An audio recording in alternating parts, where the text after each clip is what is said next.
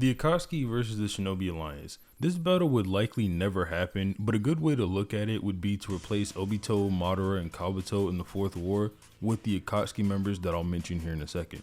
To start off this battle, it's kind of important that we establish which forms of the characters are being used. For the Akatsuki, we'll be using the team composition from the very beginning of part 2, which includes Deidara, Hedon, Hitachi, Kakuzu, Conan, Kisame, Pain, Sasori, and Zetsu.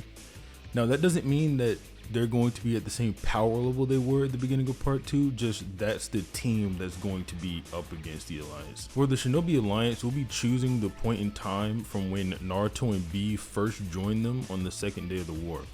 This Shinobi Alliance would include the previously mentioned Jinchuriki duo, the Gokage and their ninja, Mifune and the samurai, and some of the shinobi from smaller villages. We're told by Zetsu, who's relaying the intel he got from Kisame, that the Shinobi Alliance is about 80,000 strong. We're later informed by the narrator that the casualties of the Alliance amounted around 40,000 by the first night, so the Akatsuki will be up against an army of that size. For the sake of the video, each side's objective will be defeating their opponents, and there will be no plans for Project Tsukunomi or any desire to capture any Biju or leave Jinchurikis alive. That's all for the battle conditions and rules, so before we get into the actual video, be sure to leave a like and subscribe if you enjoy versus battles. This one in particular was pretty fun to do, so let's get started with the Akatsuki. To start off this war, we'll analyze the collective power of the Akatsuki first by analyzing a couple of statements that should apply to the group in its entirety. There's a flashback in the battle of Itachi and Kisame versus Kakashi, Asuma, and Kurenai, where Jiraiya tells Kakashi that almost all of the Akatsuki are S-rank criminals in the bingo book, as said by Anko a little while ago in chapter 50 of the manga. These shinobi are the worst type of security risk. In Pain's character file of the third data book, there's a section labeled The Akatsuki, which reads, "The shinobi of the Akatsuki each join with his own expectations. These shinobi who have the talent and skill to battle 1,000 men at once, why would they join an organization and obey Pain in capturing Tailed Beast?" Then on page 196 of the same data book, there's an entry for the Akatsuki that contains such statements as, "Hardened, skillful master is even stronger than the Jinchuriki, and they always operate in two-man cells, and each member has a quota of one tailed beast to capture." With these statements in mind, it helps us understand that not only are the Akatsuki far ahead of the average shinobi, but even the weakest among them can fight 1/40th of the entire alliance all by themselves. Every individual should be able to fight the likes of a Jinchuriki such as Yugito Ni, who is stated to be a powerful konoichi that even B once looked up to in the art book. Although it can be said for every individual, it should be implied that the statement is referring to their quota, that if they need to be a two-man cell, should be able to take down any Biju. With this in mind, the 40,000 size manpower of the Shinobi Alliance doesn't seem all too impressive. So unless you're at the level of an elite Jonin or teaming up with one, you don't stand a chance against these guys at all. We'll be going over the other members of the Akatsuki in alphabetical order, so the first to discuss is Deidara. Deidara is somebody who has taken down the Three Tails with the assistance of Tobi, defeated the start of part 2 Gaara using the Sand Village to assist him, and pressed Sasuke after he had already defeated and absorbed a weakened Orochimaru. The fight against Gaara is made way more impressive by the fact that Deidara was low on clay way quicker than he was against Sasuke. This implies he underestimated Gaara and was ill prepared. He also had to take Gaara alive for the Akatsuki's objective.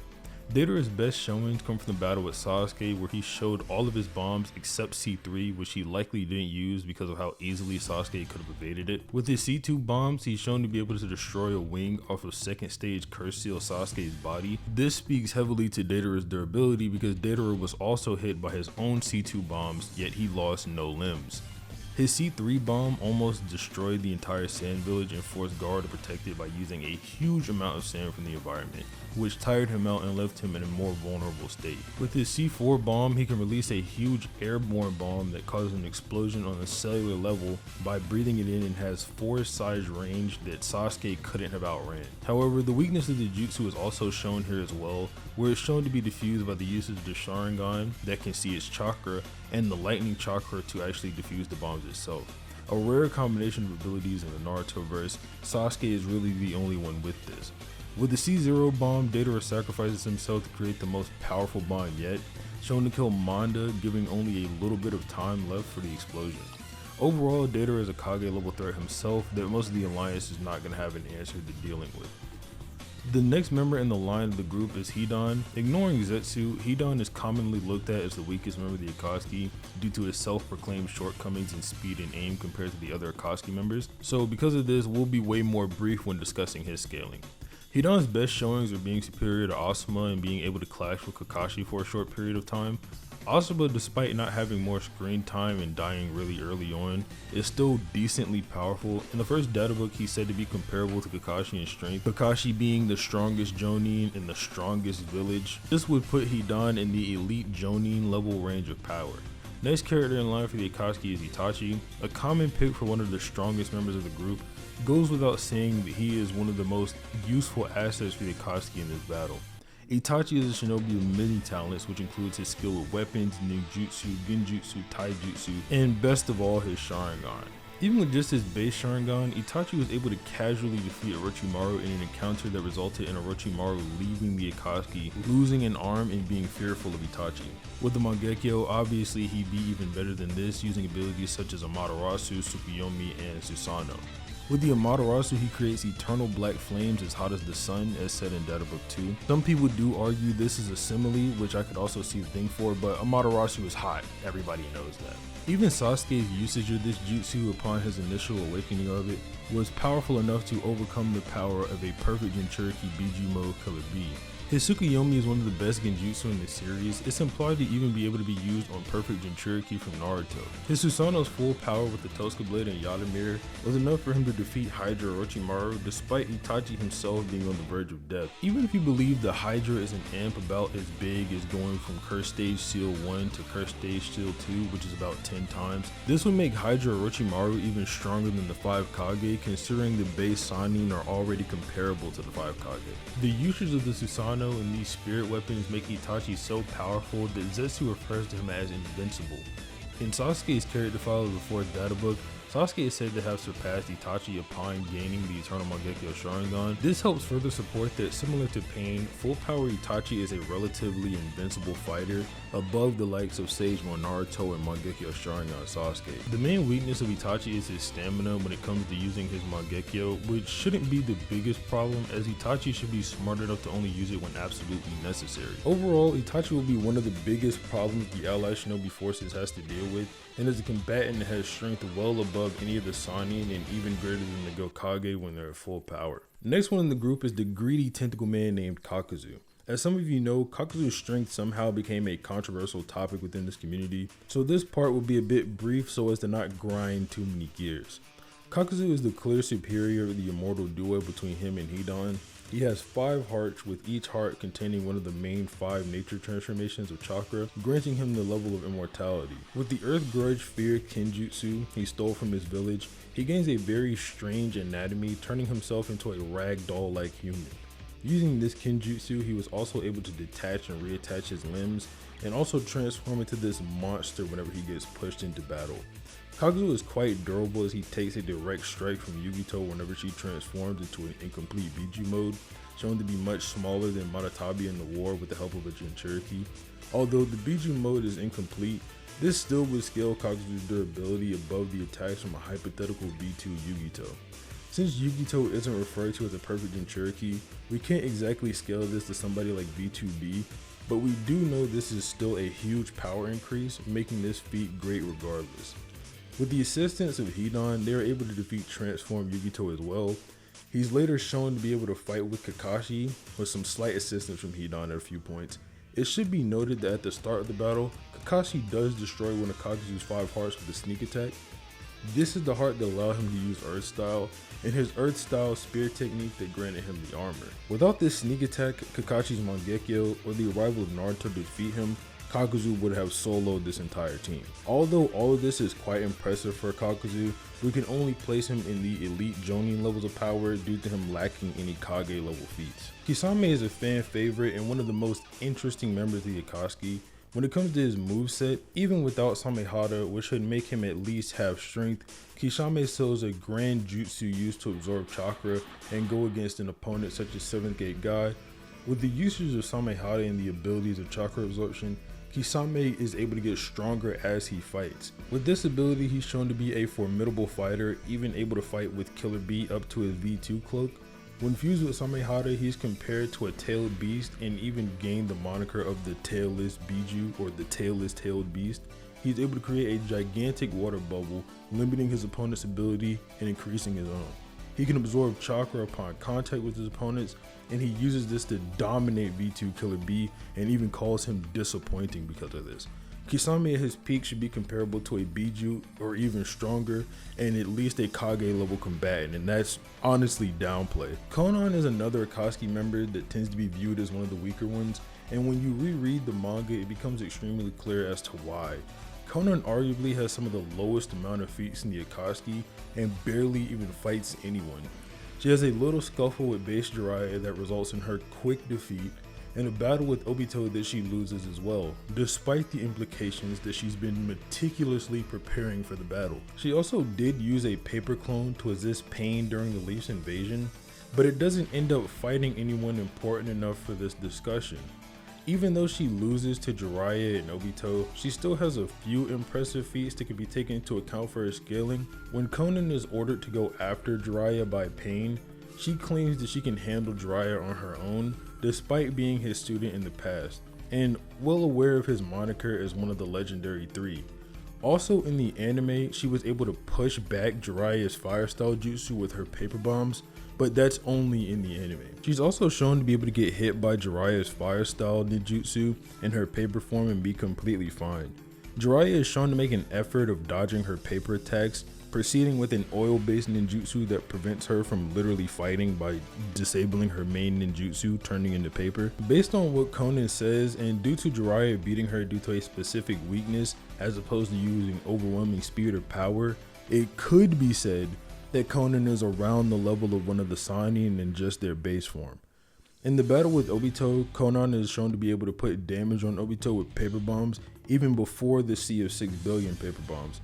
Obito doesn't have the most durability feats, but he is shown to be able to block Suigetsu's swing of the Executioner Blade with just his arm. Blocking a blade like this is actually pretty insane, considering that cutting people who are stronger than you seems to be the norm in Naruto. A couple examples of this is Asuma beheading Hedon, who he admits is superior to him, or early Land of Waves Naruto's kunai making Zabuza release the water from Kakashi's water prison. Keeping this in mind, Obito has durability far above elite Jonin levels, and it wouldn't be far-fetched to say this is a Kage level feat for Conan. It should be said also that what Suigetsu did should be an easier form of harming Obito, considering how piercing and slicing works as compared to the blunt force of something like an explosion of paper bombs. During the scene where Obito is surrounded by said sea of paper bombs, Obito makes an attempt to escape completely into the Kamui dimension, which Conan stops by controlling the paper bombs to attack him. Due to the fact that Obito managed to grab Sasuke and escape to the Kamui dimension before Sasuke got killed by Inoki's particle style without even Inoki noticing, it seems to be consistent that Conan's speed is above the level of the Kage, excluding the Raikage of course. Another interesting thing about the Obito battle is that it takes place in the rain, something that has been implied to be a setback for Conan as implied in chapter 368. This is when Pain turns off his rain jutsu at will before Conan travels throughout the village to find Jiraiya. The fact that this impressive feat of tagging Obito when Inoki couldn't have may have been done by a nerfed Conan easily makes her Kage level. So depending on how you view her feat, scaling, and statements, Conan could be a Kage to Sannin level opponent for the Alliance. For the sake of the video, we'll be going with the higher interpretation of Conan being Sannin level. Pain is another top Akatsuki member as the group's invincible leader. Pain is called undefeatable and invincible on multiple occasions, similar to when Hitachi is using Susanoo, Tosca Blade, and Yata Mirror. This would be even better for Pain considering he lacks the stamina issues of Hitachi due to his Uzumaki blood and the Rinnegan. Even Zetsu, despite being the Akatsuki scout that has been around since before the group had even ever existed and records all their battles, couldn't believe that Obito could have foreseen the possibility of Pain's defeat. The narrative of the manga around the time that Pain is around essentially portrays him as one of the strongest people in the entire world, only being inferior to his superior, Obito, and other deceased shinobi such as Hashirama and Madara. Even Naruto, who surpassed Sage Jiraiya with prep time, and assistance from the strongest toes of Mount Miyaboku, still loses to Pain, who started the battle without the strongest Paz abilities. Even with Naruto using the 6-tailed V2 cloak of the strongest Biju, and even eventually an 8-tailed partially transformed state, Pain is shown and implied to be able to deal with all of this. Pain is only defeated by Naruto after meeting with his father and getting some guidance. That even makes Pain note that Naruto's doubt is completely erased. All of this, plus the literal statement of him being the strongest man in the Akatsuki, easily scales Pain above the level of the 5 Kage, above Itachi and everyone else I've mentioned so far. Getting into our second to last Akatsuki member, Sasori. I made a video on him recently, so if you want even more context for what I'm about to say, I suggest you go watch that, but I'll still give a brief summary for the sake of the video. Sasori is able to casually defeat an early Shippuden Kankuro using his Hiriko puppet. With his modified third Kazekage puppet, he's able to use the Iron Sand of late Kazekage, hailed as the strongest ninja of the sand. He even modifies the puppet using hidden mechanisms and magnetic repulsions. Even with this modified version of the strongest ninja from the sand, he's still superior upon the usage of his own puppet body and the 100 puppets technique. This would make Sasori above the likes of Chiyo, Hanzo, Rasa, and the third Kazekage. Hanzo, being someone who can solo the Sannin even with the assistance of a platoon, would make Hanzo and anyone who scales above or to him a Gokage level combatant. The level Sasori will be for the sake of the video. Zetsu is going to be a weird one. Obviously, White Zetsu is trash and even said to not be a combat type by Obito, so he'll be ignored. Black Zetsu does do some very interesting things in the war arc. When reading the story, it's abundantly clear that these later feats from Black Zetsu were more of a retcon and something he isn't implied to be able to do from the start of part 2. If you want a rationalization of this, it could be said that when Kaguya came closer and closer to being resurrected, Black Zetsu, being her will incarnate, also became stronger. For simplicity's sake, we'll just leave Zetsu in the role as the observer that records for this battle. With all of this under review, the Akatsuki are composed of 3 5 Kage level shinobi, a Sannin level shinobi, 2 Kage level shinobi, and 2 elite Jonin level shinobi. So how will the Alliance face off against such a threat of an organization? To go over the Shinobi Alliance, we'll be going over a general bit of information, just like we did with the Akatsuki. The Alliance is first conceived by Gaara after Obito declares war on the Kage at the 5 Kage Summit.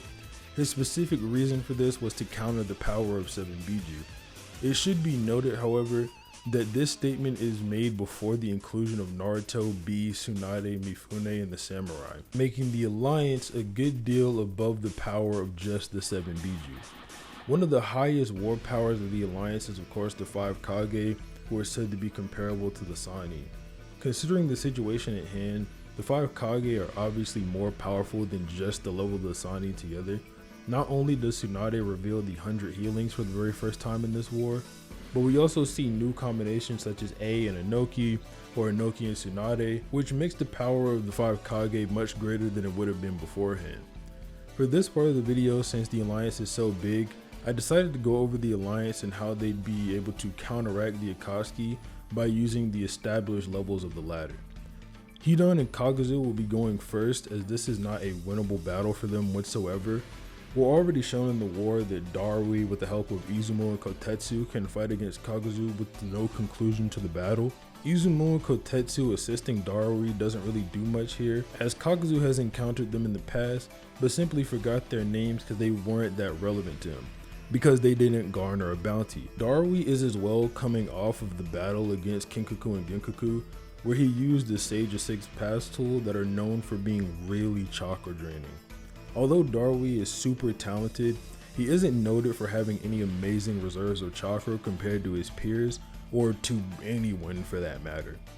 So it's likely that he was super fatigued.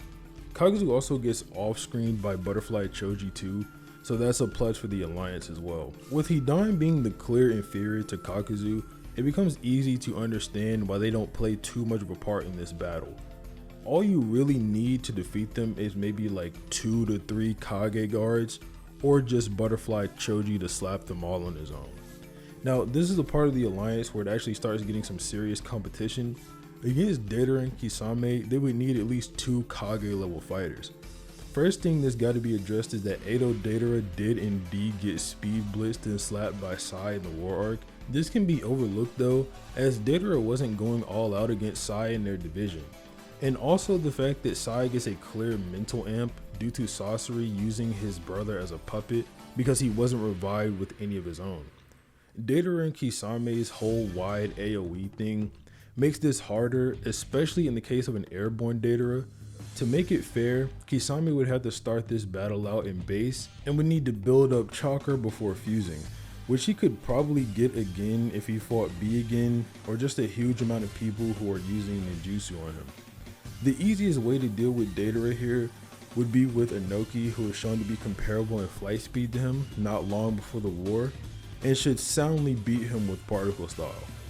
The solution for Kisame would probably be the combination of Choji, Choza, Kage guards, and some more sideline support. Unless you believe Kisame in base is like multiple tiers above Kakuzu, this should be enough for Kisame to be defeated. If for some reason you see Kisame is strong enough to face off against Choji, Choza, Darui, Kuretsuchi, Akatsuki, Chojuro, Kankuro, and Tamari all at once, and would even have the opportunity to transform, then these guys are all done for. There's just nothing they can do. Given Kisame's scaling in base though, he would likely lose here. Next fighter for the Alliance to deal with is Conan. For Conan, it was hard for me to find a fighter to go against her.